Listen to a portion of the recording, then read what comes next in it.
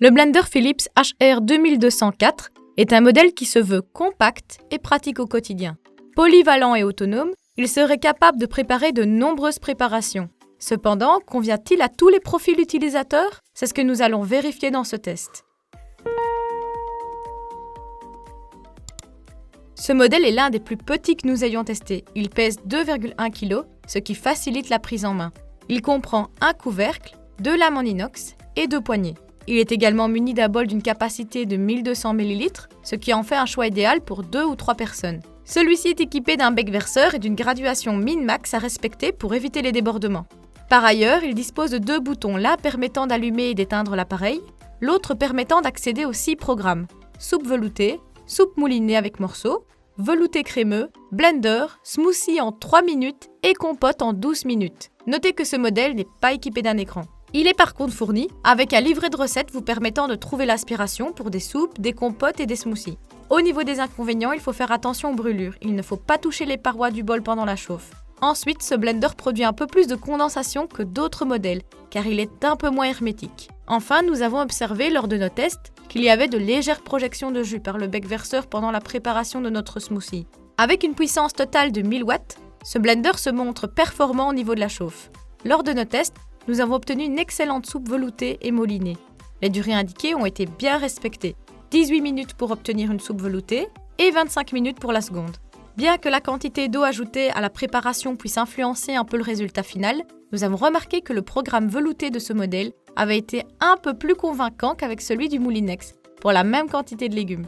Quant au programme soupe avec morceaux, il nous a également offert de bons résultats avec une soupe minestrone. Seules les carottes étaient encore un peu croquantes en fin de cuisson, ce qui n'est pas un inconvénient en soi. Par ailleurs, ce modèle est très facile d'utilisation. Pour arrêter la cuisson, vous pouvez soit attendre le bip sonore en fin de programme, soit arrêter vous-même la cuisson en maintenant le bouton Marche Stop pendant 2 secondes. Au niveau des inconvénients, nous relevons que le bip sonore est un peu trop faible. Il faut vraiment être tout prêt pour l'entendre.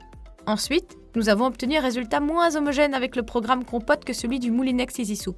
Pour utiliser le blender manuel, il faut maintenir le bouton de marche enfoncé. Il peut fonctionner 30 secondes en continu. Notez que vous avez la possibilité de changer le programme en cours de préparation en appuyant sur Select. Le mode smoothie s'est montré légèrement moins convaincant que celui d'autres modèles. Il y avait toujours des morceaux dans le smoothie après un programme complet. Au niveau sonore, notre sonomètre placé à côté a mesuré 75 décibels pendant le mixage de la soupe veloutée. Il est cependant très silencieux pendant la chauffe avec environ 50 décibels. Concernant l'entretien, ce modèle est facile à laver, même s'il ne comprend pas d'easy cleaning pour un nettoyage automatique. De plus, la paroi extérieure n'accroche pas les traces de doigts. Il faut juste faire attention à ne pas immerger les parties électriques dans l'eau. Comme les autres blenders chauffants, il n'est d'ailleurs pas compatible avec le lave-vaisselle. En conclusion, nous vous recommandons ce modèle si vous souhaitez un blender chauffant peu encombrant et facile d'utilisation pour 2 ou 3 personnes. Même s'il dispose de plusieurs programmes, nous vous le conseillons surtout pour la préparation de soupe veloutée ou moulinée. Pour des préparations froides, optez plutôt pour un blender classique car la fonction blend manque ici un peu d'efficacité. Et voilà qui conclut notre test sur le blender chauffant Philips HR 2204. Merci d'avoir regardé notre vidéo. Et si vous voulez voir la note finale que nous lui avons attribuée ainsi que nos autres tests des meilleurs blenders chauffants du moment, cliquez sur le lien dans la description vers notre site web selectos.eu.